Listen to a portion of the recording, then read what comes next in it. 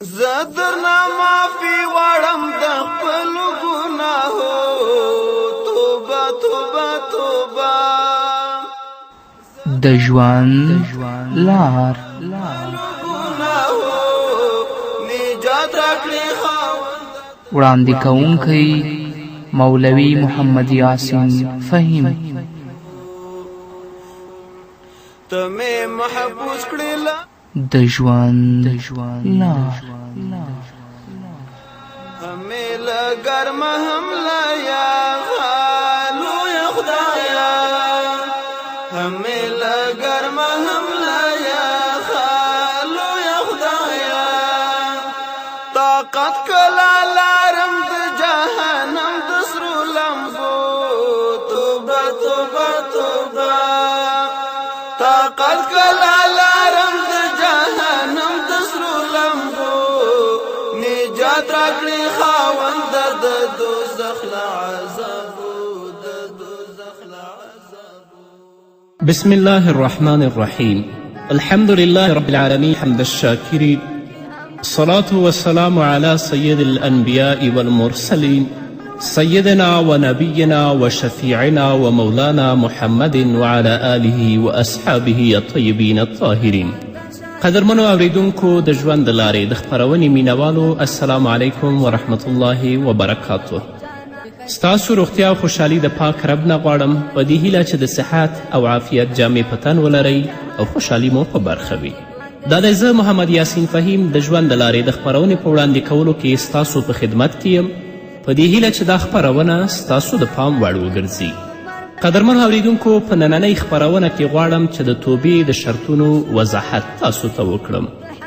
امام نووي رحمه الله فرمایي که چیرې ګناه د انسان حق پورې اړه نه لري او د بنده او د خالق ترمنځ وي، یعنی د الله د اوامرو او د الله د احکامو نه سرغړونه کړي، نو له دې څخه د توبې ویستلو لپاره 3 شرطونه دي.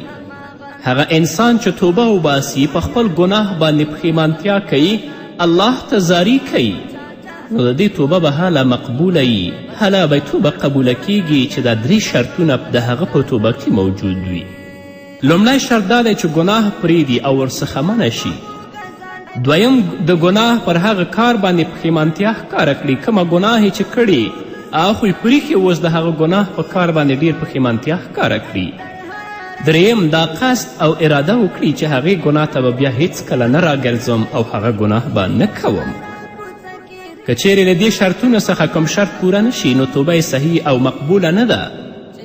نو انسان چې توبه وباسي، اول به هغه ګناه پرېږدي، دویم به په هغې ګناه باندې پښیمانتیا کوي چې کومه ګناه دې کړې، تل لپاره به هغه ګناه دردوي چې دې ته وریادیږي.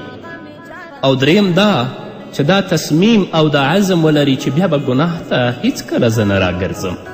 او که ګناه د انسان د حق پورې تعلق ولري، د چای مال خوړلی، د چای غیبت کړی، د چای تهمت کړی، چاته شکنځل کړي، څوک یې ناحقه وهلي دي، نو د بخښنې او محوه کولو لپاره یې 4 شرطونه دي. 3 شرطونه ده چې دا کار به پرېږدي، په خپل کار باندې به پښیمانتیا کوي او بیا به تصمیم نیسي چې دا کار نه کوم. 4م شرط یې دا دی چې د هغه انسان نه به معافي وغواړي. که د هغه انسان حق مال او یا د مال په څیر ورکولو کوم بل شی وي، نو هغه د هغه ته وسپاري. او که پر چا یې تهمت لګولی، د چا یې غیبت کړی وي، نو ځان دې ورته حواله کړي تر څو چې د تهمت کولو حد پرې جاري شي، او یا د غیبت په باره کې د هغه انسان نه معافي وغواړي. هغه انسان چې د چا تهمت کړی وي، د چای غیبت کړی وي، د چای مال خوړلی وي، چاته شکنځل کړي وي، څوک یې وهلي، څوک یې سپک کړي، که 100 توبې وباسي توبه یې نه قبلیږي تر څو چې هغه انسان معاف نه کړي، نو مسلمان دپاره دا پکار ده چې د هغه نه معافي او بخښنه وغواړي. د توبې اول شرط ګناه پرېښودل ول، دا ځکه چې د ګناه د کولو سره توبه ویستل ناممکن دي، او د ګناه پرېښودل به په زړه، ژبه او عمل ټولو سره وي، ځکه چې یوازې پر ژبه باندې بخښنه غوښتل چې د زړه له کومې نه نه وي، مجرد ادعا کول دي، په خولې باندې توبه نه، بلکه چې توبه وباسي هغه به د زړه نه په ژبه او په عمل په ټولو سره وي، چې په ژبه باندې به یې وایې او په زړه کې به یې هغه ته یقیني دا خبره به د زړه راوباسي چې زه دا ګناه نه کوم او عملا به هم هغه پرېږدي. ځکه رسول الله صلی الله علیه وسلم فرمایي ویل للذین یصرون علی ما فعلوا وهم یعلمون. رسول الله ویلي تباهي د هغو کسانو ته چې هغوی همیشهوالی کوي سره د پوهې پر هغو بدو کارونو چې دوی کړي دي. بد کار باندې ښه پوهیږي چې دا کار خو بد دی. موسیقي اوریدل بد کار دی. خلکو ته بد رد ویل بد کار دی. تهمت کول غیبت کول بد کار دی. د چا سپکوالی بد کار دی. په دې ټولو پوهیږي او سره د دې هم د دې خپلو کارونو ته ادامه ورکوي. نو رسول الله ویلي چې داسې کسانو ته د تباهي چې په خپل په بدو پوهیږي او بیا سره د دې هم په هغه باندې همیشه والی کوي. نو دغسې توبه او بخښنه غوښتل چې په خولې وباسي نور نه. دغسې توبه او بخښنه غوښتل د دروغجنو خلکو توبه ده. دا توبه الله رب العزت ته مقبوله نه ده. الله به رد کوي. نه توبه به د زړه له کومې وباسي، په ژبه باندې به وایي او په عمل کې به د بدو کارونو او د ګناه نه ځان ساتي. د توبې دویم شرط پر ګناه باندې پښیمانتیا وه پرته له پښیمانتیا چې په ګناه باندې یو انسان پښیمانه نشي هلته توبه نشته. ځکه څوک چې بد کار بد ونه ګڼي او په بد کار باندې پښیمانه نشي معنا یې دا وي چې پر هغه کار باندې خوښ دی او بیا ورته راتګ کوي، یعنی هغه کار بیا کوي. نو په توبو ویستلو کې پښیمانتیا خورا ډیر ضروری ده. نو ځکه خو په یو روایت کې د پښیمانتیا خاص اهمیت محمد رسول الله صلی الله علیه وسلم بیان کړی چې هغه کې فرمایي الندم توبتون. رسول الله وایي چې خپله پښیمانتیا توبه ده. او په کومه اندازه چې پښیمانتیا او ندامت پر ګناه باندې زیات وي د بخښنې امید یې هم زیات وي. او د پښیمانتیا علامه دا ده چې زړه نرم شي او له سترګو څخه زیاتې اوښکې تویې شي. نه خو پرېږده چې موږ په خپل ګناه باندې پښیمانه شو، له سترګو نه اوښکې تویې کړو، په خپل ګناه باندې لا هم افتخار کوو. نه راشه مخکې د دې نه چې تا ته مرګ راشي، مخکې له دې نه چې تا د قبر په کور کې یوازې پرېږدي. په دنیا کې د چې کوم ګناهونه کړي هغه د الله رب العزت نه بخښنه وغواړه. په خپل ګناه باندې پښیمانه شه او دا عزم او دا تصمیم ولره چې نور به هیڅکله زه ګناه نه کوم. رسول الله صلی الله علیه وسلم د کامل مسلمان یوه علامه دا بیانوي چې کله نیک کار وکړي هغه نیک کار خوشحاله کړي او چې کله بد کار وکړي هغه بد کار ډیر سخت خفه کړي او د سترګو نه اوښکې تویې شي. او په هغه کار باندې پښیمانتیا علامه دا ده چې زړه نرم شي او د سترګو نه اوښکې تویې شي او د هغو سترګو نه چې د الله له ویرې نه د هغو نه اوښکې تویې شي. رسول الله وایي چې په هغو باندې د جهنم اور حرام دی. او په دې امید کې هم اوسه، دا هیلې مه کوه چې اوس خو ځوان یم چې سپینګیره شم او بوډا شم بیا به توبه وباسم، بیا به لمنځونه کوم، بیا به حجونه کوم. د مرګ هیڅ معلومات نه کیږي. خوند د عبادت په ځواني کې دی، لذت د عبادت او د طاعت دی په ځواني کې دی. د ځواني نه ځان الله ته منقاد کړه، د الله اوامر او احکام په ځان باندې عملي کړه. که په ځواني کې په تا باندې مرګ راشي چې الله ته سرخرویه په آخرت کې ولاړ وي. او هغه ځوان چې د خپل ټول ژوند د الله د اوامرو او د احکامو لاندې تیروي د آخرت په ورځ کې به د رب العزت د رحمت او د عرش د سوري لاندې ولاړ وي. د توبې دریم شرط دا و چې دا تصمیم او د عزم ولري چې زه به بیا ګناه نه کوم. یعنې توبه ویستونکی باید له الله سره کلکه وعده وکړي چې په آینده کې به هغې ګناه ته نه راګرځم، هغه ګناه به نه کوم. او د دې سره د عزم هم وکړي چې نور ګناهونه به هم نه کوم. ځکه چې د انسان پوره ژغورنه او کامیابي د ټولو ګناهونو په پرېښودلو کې ده. او که نن توبه وباسي او سبا بیا هغه بد کار کوي، بیا بله ورځ پسې بیا توبه وباسي بیا هغه بد کار کوي، رسول الله وایي چې دا داسې دی کالمستهزي بربه، لکه گویا چې په خپل رب باندې نعوذ بالله مسخري کوي. او د داسې انسان توبه هیڅکله قبوله هم نه ده. همدارنګه په دنیا کې باید د بندګانو له حقونو څخه ځان فارغ کړي. که د چا حقوقی پر تا باندې هغه هغوی ته وسپاري، که د چا د غیبت کړی یا چا سره د زیاتی کړی د هغو نه بخښنه وغواړي. که د کوم انسان مالی حق در باندې وي نو په دغه صورت کې باید هغه ته خپل حق ورسوي او که داسې ونه کړې نو د هغه ګناه له ضرر څخه به خلاص نشي او که د حقوقو رسولو توان نه لرې بیا په خپل نهایي کوشش کوي تر څو یې هغه ته وسپارې چې په همدې صورت کې د الله تعالی د بخښنې امید هم شته دی.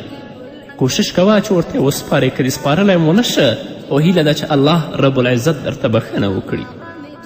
حافظ ابن حجر رحمه الله په فتح الباری کې لیکي، هغه فرمایي چې د حضرت عبدالله بن مبارک رحمه الله څخه د توبې په شرطونو کې یو څه زیادت نقل شوی دی چې ځینې هغه د توبې مشهور دي چې هغه 3 شرطونه دي او ځینې نورې تکمیله ده چې حضرت عبدالله بن مبارک رحمه الله فرمایي الندم والعزم على عدم العود ورد الكلمة وأداء ما زيع من الفرائض وأن يعمل إلى البدن الذي رباه بالسحت فيذيبه بالهم والحزن حتى ينشأ له اللحم الطيب وأن يذيق نفسه ألم الطاعة كما أذاقها لذة المعصية. پښیمانتیا د نه راګرځېدلو عزم کول، یعنې چې کله ګناه وکړي پښیمانتیا دې وکړي چې زه به بیا نه راګرځم دې ګناه ته. د خبرې واپس کول، د چای که د غیبت کړی وي هغه خبره دې بیرته واپس کړي، د هغه نه دې بخښنه وغواړي. د ضایع شوو فرایضو ادا کول او دا چې بنده قصد وکړي چې خپل هغه بدن ته چې حرام مال سره یې لوی کړی دی تر څو یې په خفګان او فکرمندي سره ویلې کړي. هغه بدن چې د رشوت په پیسو، د سود په پیسو، د حرام مال باندې هغه بدن نشو نمو پیدا کړی غټ شوی، نو په هغه باندې د خفګان وکړي، فکرمندي دې وکړي تر څو خپل بدن ویلې کړي، تر دې چې پاکه غوښه یې را پیدا شي او ځان ته د اطاعت داسې درد ور وڅکوي څرنګه یې چې ورته د نافرمانی خوند څکلی دی. یو مسلمان که توبه وباسي الله ته متوجه کیږي نو باید چې د زړه له کومې څخه توبه وباسي او په خپل توبه کې پوره اخلاص او صداقت ولري. دا نه چې نن ځان دوکه کړه، سبا خلک دوکه کړه، نن ګناه کوه سبا توبه وباسه، سبا ګناه کوه بله ورځ بیا توبه وباسه. دا توبه د الله په دربار کې قبول نه ده، لا به دې هم الله په دنیا کې او په آخرت کې بیا ذلیله کړي. نه، راځئ قدرمنو اوریدونکو، مسلمانانو ورونو او خویندو چې د زړه له کومې نه الله ته توبه وباسئ، چې کوم بد کارونه م کړي په هغه باندې پښیمانه شئ، بیا هغه کار د کولو د هغې د ګناه د کولو عزم او تصمیم ونه لرئ او هغه ګناه په هغه حالت کې مغصات پرېږدئ. هیله ده چې الله رب العزت په موږ باندې رحم وکړي. رسول الله صلی الله علیه وسلم فرمایي چې باید انسان په خپل ژوندانه کې چې د چا حقوق پر ده باندې وي د هغو د حقوقو نه ځان فارغ کړي، لکه څنګه چې رسول الله صلی الله علیه وسلم فرمایي په چا باندې چې د کوم مسلمان ورور د مظلومیت حق وي د هغه له عزت او یا له بل څه څخه نو نن ورځ په دنیا کې د ځان ورڅخه فارغ کړي، مخکې له دې چې بیا په آخرت کې نه دینار او نه درهم وي، نو که هغه لره کوم نیک عمل وي د هغه د ظلم په اندازه به ورڅخه واخیستل شي او حقدار ته به یې ورکړی شي، او که نیکي نه لري نو د مظلوم بدي به واخیستل شي او پر ده باندې به بار شي، الله به هغه جنت ته ولیږي او دا به جهنم ته ولیږي. او رسول الله صلی الله علیه وسلم فرمایي د قیامت په ورځ به خامخا حقدارانو ته د هغوی حق ورکوي، اندا چې لښکرور ګټ څخه به بهتر ګټ ته چې وهل شوی دی هم بدله اخیستل کیږي. په دنیا کې چې څه کوي، په چا باندې دې زیاتی کړی وي، په چا باندې دې ظلم کړی وي، د چا دې سپکاوی کړی، په دې سوچ کې مه اوسه چې دنیا ومې کړه او ختم شه. نه، په آخرت کې به الله د هر یو پوښتنه دې نه کوي، حتی هغه څاروی چې ښکر لري، هغه بېښکره څاروی چې وهلی، الله رب العزت به دواړه د قیامت په ورځ حاضروي، دا بېښکره څاروی به د هغه ښکرور څاروي نه خپله بدله اخلي، نو انسان به چیرته پاتې شي. همدارنګه رسول الله صلی الله علیه وسلم صحابو ته فرمایي اتدرون من المفلس؟ قالوا المفلس فينا من لا درهم له ولا متاع، فقال إن المفلس من أمتي من يأتي يوم القيامة بصلاة وصيام وزكاة ويأتي قد شتم هذا وقذف هذا وأكل مال هذا وسفك دم هذا وضرب هذا، فيعطي هذا من حسناته وهذا من حسناته، فإن فنيت حسناته قبل أن يقزم عليه أخذ من خطاياهم فطرحت عليه ثم طرح في النار. رواه مسلم. رسول الله صلی الله علیه وسلم صحابه کرامو ته وایي آیا تاسې پوهیږئ چې مفلس یعنی نیسمند او تشلاسی څوک دی؟ صحابه کرام رسول الله صلی الله علیه وسلم ته فرمایي چې په موږ کې خو تشلاسی او مفلس هغه څوک دی چې هغه سره نه درهم وي او نه دینار وي، یعنی دنیوي متاع ونه لري.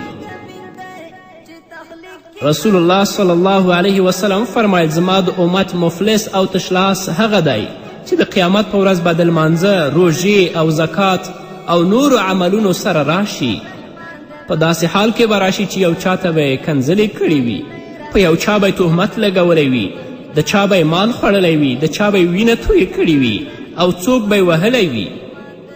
نو دا او هغه ټول مظلومان به الله رب العزت حاضر کړي، نو هغه مظلومانو ته به د دې د نیکي نه واخیستلی شي، هغو ته به ورکړی شي. او داسې وخت به راشي چې د دې نیکي به ټوله ختمه شي، خو د هغو حقوق به لا پرې پاتې وي. رسول الله وایي که نیکي ختمه شي مخکې له دې چې د هغوی حقونه ادا کړي، د هغوی ګناهونه به راواخیستل شي او پر ده باندې به واچول شي، هغوی به الله جنت ته ولیږي او دا به جهنم ته واستوي. لکه څنګه چې د خپل عزت ته او قد ته متوجه د نورو عزت هم ساته. د خپل په قدر او قیمت باندې لکه څنګه چې پوهیږي د نورو قدر او قیمت هم ځان سره ساته. له بده مرغه نن غصبونه دي، د خلکو وینه په ناحقه باندې توییږي، خلکو پسې تهمت لګیږي، د خلکو غیبت کیږي، خو دا سوچ او فکر اصلا دوی سره نشته چې الله به یو ورځ موږ د قیامت په ورځ په خپل حضور کې دروي او دا مظلومان به ټول را حاضروي او د دې حقونو به زموږ نه پوښتنه کیږي. دا کله هم موږ په سوچ او فکر کې ونه ګرځول. امام عبدالقادر جیلانی رحمه الله فرمایي د انسانانو د حقونو مسئله چې ډیره خطرناکه ده، د هغې پوره کولو په خاطر باید توبه ویستونکی زیاتې نیکي وکړي تر څو یې په قیامت کې ورکړي، او د دغسې شخص د نیکیو زیاتوالی باید د هغې د مظالمو په اندازه وي. چا چې د خلکو حقونه خوړلي یو سړی نشته نو باید چې زیاتې نیکیانې وکړي په دنیا کې، تر څو چې د هومره ظلمونه دې په خلکو وکړي دوقره نیکیانې وکړه چې ستا نیکي خو حاصل کیږي هغو مظلومانو ته ورکول کیږي.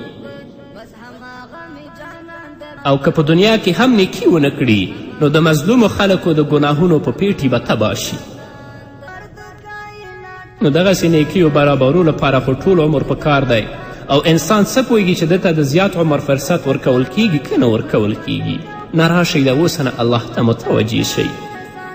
مرګ موږ ته په کمین او انتظارګاه کې دی، په هره شیبه او لحظه کې د دې امکان دی چې هغه مرګ موږ ته راوړاندې شي. نو بنده ته پکار ده چې مخکې له مرګ څخه د حقونو خاوندانو ته ورشي، په ګرده نړۍ کې وګرځي او د هغوی پلټنه وکړي، یا دې خپل حقوق ورکړي او یا دې له هغوی څخه معافي وغواړي، او که د حقونو خاوندان په خپله موجود نه وي باید چې د هغوی وارثانو ته یې ورکړي او یا له هغوی څخه معافي وغواړي. موږ یې ښه پیژنو، خو لا بیا هم د خلکو په حقونو باندې موږ خپلې سترګې پټې کړي. دې ټولو پوښتنه به الله رانه کوي. رسول الله وایي چا چې د چا ځمکه یعنی په اندازه د یو لیش ځمکه یې غصب کړه، د آخرت په ورځ به راشي د الله په حضور کې دا اووه ځمکې به د دې په غاړه کې پرته وي. رسول الله په بل ځای کې فرمایي چا چې په ناحقه باندې د چا مال په قسم باندې وخوړه په دې باندې جهنم واجب او جنت پې حرام شه. خو کله لا هم دې ته موږ نه یو متوجه شوي. په دې ټولو هلو ځلو کې توبه ویستونکی کله یو پلوه د الله له عذاب څخه ویره لري، نو له بله پلوه د هغه د رحمت او مهرباني هیله هم لري، او د هغه رضا به غواړي که په دغه وخت کې ورته مرګ راشي الله تعالی به یې دغه هلې ځلې نه ضایع کوي، الله تعالی به هغه ته اجر ورکوي. امام عبدالقادر جیلانی دا خبرې په خپل کتاب الغنیه لطالبي طریق الحق کې لیکلي. دومره هلې ځلې چې که توبه وباسې د خلکو حقونه ورسپارې، خو د دې هیله هم لره د الله د رحمت او مهرباني هیله هم لره او د هغه رضا به غواړي. که په دغه وخت کې تا ته مرګ راشي الله به دې د هلې ځلې نه ضایع کوي، لکه چې الله فرمایي ومن یخرج من بیته مهاجرا الی الله ورسوله ثم یدرکه الموت فقد وقع اجره علی الله. څوک چې له خپل کور څخه د الله تعالی او د هغه د رسول صلی الله علیه وسلم په طرف هجرت کوونکی راووځي بیا یې مرګ ومومي نو بېشکه چې پر الله تعالی باندې ثواب او اجر ثابت شو. معلومه شوه چې د توبې قصد او نیت کول او بیا عملا د هغې لپاره کوشش کول نفع او ګټه رسوي، چې په دې باندې هغه حدیث هم دلیل دی په کوم کې چې راغلی چې یو سړی تقریبا 1 قتلونه کړي ول او بیا یې د توبې ویستلو لپاره له کوره راووتلو او چې کله یې 100 پوره کړل او د وروستني عالم د ښوونې مطابق نیکانو خلکو د وطن په لور روان شو او بیا ورته مرګ په لاره کې راغی نو د رحمت ملائکو یې روح قبض که. نو د بندګانو حقونو د پوره کولو په اړه باید په دې هم پوه شو. که یو چا داسې مال او شتمني ترلاسه کړې وه چې ټاکلی خاوند نه لره بلکې د ولسونو او د ټولنو شریکه پانګه وه یعنی بیت المال وه نو باید چې بیت المال ته یې وسپاري او که بیت المال موجود نه وي باید چې په عامه کارونو کې ولګوي. خو نن ورځ موږ په بیت المال باندې قبضه لګولې ده. الله رب العزت دې په موږ باندې رحم وکړي.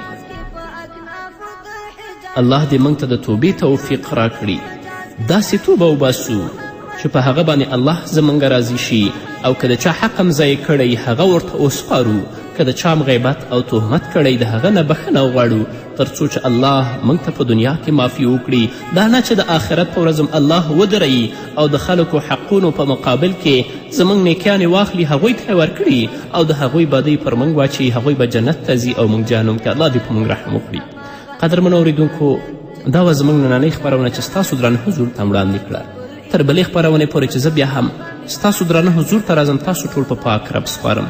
پاتې ژوند او پاتې ورځ مو نیکمرغه. الله مو مل شه. دغه مې سوال د مې دعا ده یم ګنهګار ورپر له مازینې خطا ده یم ګنهګار ورپر له مازینې خطا ده یم ګنهګار ته رحم کرم وکړې یم تا ته په زارو توبه توبه توبه ته رحم کرم وکړې یم تا ته په زارو نجات راکړې خاوند د دوزخ له عذابو د دوزخ له عذابو زه درنه معافي غواړم د خپلو ګناهو توبه توبه توبه زه درنه معافي غواړم د خپلو ګناهو نجات راکړې خاوند د دوزخ له عذابو د دوزخ له عذابو